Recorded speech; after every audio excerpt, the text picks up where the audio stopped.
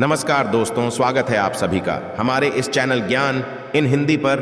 दोस्तों, अगर आप भी अपनी लाइफ में कुछ नया सीखने की चाह रखते हैं तो इस चैनल को अभी सब्सक्राइब कर लें। शास्त्रों में कहा गया है कि हर मर्द को यह 4 काम हमेशा बेशर्म होकर जरूर करने चाहिए, और इन 4 कामों को करते समय स्त्रियों को हमेशा मर्द का साथ सही समय पर जरूर दे देना चाहिए। तो दोस्तों, चलिए आपको जल्दी से एक छोटी सी कहानी के माध्यम से बता देते हैं कि वह 4 काम कौन से हैं जिन्हें हर मर्द को बेशर्म होकर करना चाहिए।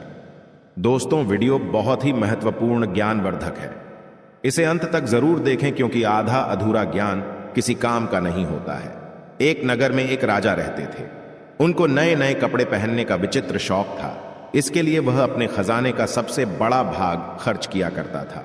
वह अपनी प्रजा पर बिल्कुल ध्यान नहीं देता था। वह दुनिया के कोने कोने से सुंदर और बहुमूल्य कपड़े मंगाता और बहुत अच्छे दर्जी से सिलवाकर पहनता था, परंतु बढ़िया से बढ़िया कपड़ा भी एक बार पहनने के बाद दोबारा कभी नहीं पहनता था। राजा के इस व्यवहार से राज्य की आर्थिक दशा पर बुरा प्रभाव पड़ रहा था। राजा के इस शौक का पता एक ऐसे आदमी को लगा जो अपने काम में बहुत होशियार था। एक दिन वह 3-4 आदमियों को साथ लेकर राजा के दरबार में उपस्थित हुआ। उसने राजा को अपना परिचय देते हुए कहा कि वह दुनिया के बड़े बड़े राजाओं के कपड़े सिल चुका है। दर्जी ने विस्तार से अपना परिचय देते हुए बताया कि किस प्रकार चीन, जापान, अमेरिका और इंग्लैंड देश के राजाओं ने उसके सिले कपड़े पहनकर उस पर पुरस्कारों की बौछार की, जिससे वह माला माल हो गया है। राजा ने कहा, दर्जी, हम भी तुम्हें माला माल कर देंगे। अब तुम बताओ, तुम मेरे लिए कैसा कपड़ा बनाओगे? दर्जी बोला, हुजूर, मैं आपके लिए ऐसा कपड़ा तैयार करूंगा जिसे मूर्ख, बेईमान और अन्यायी नहीं देख सकेगा। ऐसा कपड़ा दुनिया में किसी राजा महाराजा के पास नहीं है। राजा बोला, बेशक, तुम मेरे लिए ऐसा कपड़ा तैयार कर सकते हो। दर्जी बोला, परंतु हुजूर, कपड़ा मैं स्वयं अपने हाथों से बुनकर तैयार करता हूं। राजा ने उतावले होकर पूछा, दर्जी, ऐसी पोशाक तुम मेरे लिए कितने दिनों में तैयार कर सकोगे? दर्जी बोला, हुजूर, लगभग 1 या 1.5 महीना तो लग ही जाएगा। राजा ने कहा, मैं तुम्हें 2 महीने का समय देता हूं। इसके लिए हमें तुमको क्या मूल्य देना पड़ेगा? दर्जी बोला, हुजूर, 50,000 पहले दे दीजिए और 1 लाख कपड़ा पसंद आने पर दीजिएगा। उसी क्षण दर्जी को कपड़ा तैयार करने के लिए एक अलग जगह की व्यवस्था करा दी गई। दर्जी अपने 3-4 आदमियों को लेकर उस जगह आराम से समय काटने लगा। कुछ दिनों बाद राजा ने अपने एक दरबारी को दर्जी के पास भेजा। दरबारी वहां पहुंचा और देखा कि वे सब बड़े आराम से सो रहे थे। दरबारी ने दर्जी को जगाकर पूछा, कितना कपड़ा तैयार हो गया? राजा ने मुझे देखने के लिए भेजा है। दर्जी एकदम चौंक कर उठा और बोला, आइए, मैं आपको दिखाता हूं कि कितना कपड़ा तैयार हो चुका है। दर्जी ने एक अलग कमरे में दरबारी को ले जाकर करघे पर कपड़ा बुनने का अभिनय करके दिखाया। देखिए, कितना सुंदर कपड़ा बुना जा रहा है। किंतु दरबारी को तो वहां ना कपड़ा ना करघा कुछ भी दिखाई नहीं दे रहा था। दरबारी भौंचक्का रह गया और वह सोचने लगा कि कपड़ा तो दूर रहा, मुझे तो हथकरघा भी दिखाई नहीं दे रहा है। अब दरबारी को दर्जी की वह बात याद आई कि जो मूर्ख, बेईमान और अन्यायी होगा उसे यह कपड़ा दिखाई नहीं देगा। क्या मैं ऐसा ही व्यक्ति हूं? दरबारी सोचने लगा। विवश होकर उसने कहा, वाह वाह, सचमुच बहुत सुंदर कपड़ा तैयार हो रहा है। राजा ने जब इस बात को सुना तो वह बहुत खुश हुआ। उसने दर्जी और कारीगरों की सुविधाओं को और बढ़ा देने का हुक्म दे दिया। 1 महीने बाद राजा ने अपने मंत्री को दर्जी का काम काज और कपड़ा देखने के लिए भेजा। मंत्री के आने की सूचना पाकर दर्जी ने अपने आदमियों को सतर्क कर दिया। मंत्री जब दर्जी के पास पहुंचा तो वह अपने आदमियों के साथ कपड़ा काटने और सिलने का अभिनय कर रहा था। देखिए मंत्री जी, कितना सुंदर कपड़ा और कैसी सुंदर पोशाक तैयार हो रही है। दर्जी ने हवा में हाथ मारते हुए मंत्री को दिखाया, किंतु मंत्री बेचारा हक्का बक्का उसने देखा कि दर्जी कैंची चला रहा है पर कपड़ा है ही नहीं। एक कारीगर सुई से सिलने का काम कर रहा है, परंतु उसके हाथ केवल अभिनय कर रहे हैं। ना सुई दिखाई दे रही है और ना धागा ना कपड़ा। मंत्री ने सोचा, मुझे कुछ दिखाई क्यों नहीं दे रहा है? उसे दर्जी की बात याद आई, जो मूर्ख, बेईमान और अन्यायी होगा उसे यह कपड़ा दिखाई नहीं देगा। उसने सोचा, क्या मैं मूर्ख, बेईमान और अन्यायी हूं? यदि राजा को यह पता चल जाएगा तो वह मुझे फांसी पर लटका देगा। विवश होकर मंत्री ने भी दर्जी की हां में हां मिलाई और कहा, वाह वाह, सचमुच बहुत सुंदर कपड़ा है। दर्जी के पास से लौटकर मंत्री ने राजा को बताया, सचमुच ऐसा सुंदर बहुमूल्य कपड़ा ना मैंने कभी देखा था ना कभी सुना था। यह सुनकर राजा बहुत खुश हुआ। दूसरे दिन दर्जी पोशाक तैयार करके दरबार में उपस्थित हुआ। आइए महाराज, पहनिए, यह पोशाक कितना सुंदर और बहुमूल्य कपड़ा हमने आपके लिए तैयार किया है। राजा भी भौंचक्का रह गया, क्योंकि उसे कोई कपड़ा दिखाई ही नहीं दे रहा था। उसने सोचा, क्या मैं मूर्ख, बेईमान और अन्यायी हूं? विवश होकर उसने भी वही कहा जो मंत्री और दरबारी ने कहा था। सचमुच ऐसा कपड़ा मैंने ना कभी देखा था ना कभी पहना था। दर्जी ने राजा को शीशे के सामने खड़ा करके उसके सारे कपड़े उतरवा दिए और राजा नई पोशाक पहनने का अभिनय करने लगा। कभी वह बटन बंद करता, कभी कॉलर सीधा करता। सारे दरबारियों के बीच शीशे के सामने खड़ा राजा दर्जी की हां में हां मिलाते हुए बोला, सचमुच ऐसा सुंदर कपड़ा पहले ना कभी देखा था और ना कभी पहना था। राजा ने तुरंत दर्जी को बहुत बड़ा इनाम दिया। दर्जी इनाम लेकर अपने आदमियों सहित भाग गया। राजा के कप से प्रजा को दिखाने के लिए एक बड़े जुलूस का प्रबंध किया गया।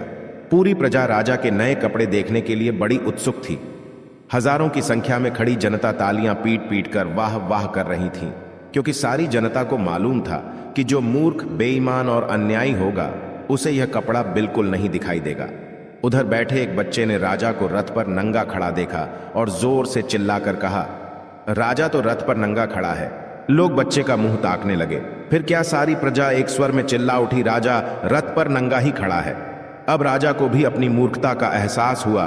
वह लज्जा के मारे मानो धरती में गड़ गया। यह वही समय था जब राजा पूरी तरह से शर्म से नीचे झुक चुका था। वह इस घटना से बहुत कुछ सीख चुका था और उसने एक योजना बनाई। उसने अपने सारे राज्य में डोंडी पिटवा दी कि कल राज दरबार में एक जरूरी मीटिंग है, जिसके लिए उसके राज्य की पूरी प्रजा राजा के राजमहल में सुबह सुबह आ जाए। अब पूरे राज्य में डोंडी पीट दी गई कि कल राजा एक बहुत बड़ी सभा नियुक्त करने जा रहे हैं। उसमें हर एक व्यक्ति का आना जरूरी है। यह सब सुनकर राज्य की सारी प्रजा बहुत सोच विचार में पड़ गई कि कल तो राजा इतनी शर्म से अपना सिर नीचे किए हुए खड़े थे और आज हम सभी को अपने राज्य में पता नहीं क्यों बुलाया है। कहीं हम लोगों से हुई गलतियों की हमें सजा तो नहीं दी जाएगी। लेकिन फिर भी राज्य की सारी प्रजा राजा के राज दरबार में सुबह सुबह हाजिर हुई। तब राजा ने कहा कि मेरी बात सभी लोग ध्यान से सुने। यह बात आप लोगों के लिए बहुत ही ज्यादा महत्वपूर्ण है जो कल मेरे साथ हुआ है। इससे पहले भी मेरे साथ बहुत सारी घटनाएं घट चुकी है, जिन सभी के बाद मैं आप सभी लोगों को कुछ बताना चाहता हूं और आप सभी लोग कृपया ध्यान से सुने। राजा साहब ने कहा कि युग चाहे जो भी हो, चाहे वह कलयुग हो, चाहे वह त्रेता युग हो, या फिर द्वापर युग हो, या फिर सतयुग हो, कोई भी युग हो, कभी भी हो, यह चार काम मर्दों को हमेशा बेशर्म होकर करने चाहिए। और स्त्रियां भी ध्यान से सुने कि इन चार कामों में करते समय स्त्रियों को हमेशा मर्द का साथ सही समय पर जरूर दे देना चाहिए। दोस्तों, यह बात आप सभी लोगों को अपने जीवन में जरूर उतार लेनी चाहिए। यदि आप लोग अपने जीवन में यह चार काम बेशर्म होकर करने लगते हैं तो आपको सफलता जरूर मिलेगी। आपको धनवान, करोड़पति बनने से कोई नहीं रोक सकता। आप अवश्य ही धनवान और मालामाल हो जाएंगे। आप और आपकी पत्नी अपने जीवन में सदैव खुश रहेंगे।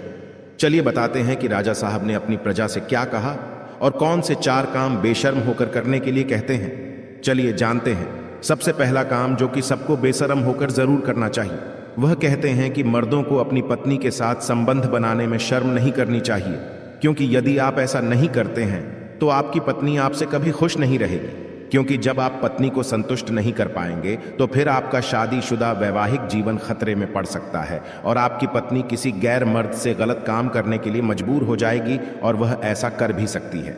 फिर राजा साहब ने दूसरे काम के बारे में बताया जिसे भी बेशर्म होकर करने को कहा है।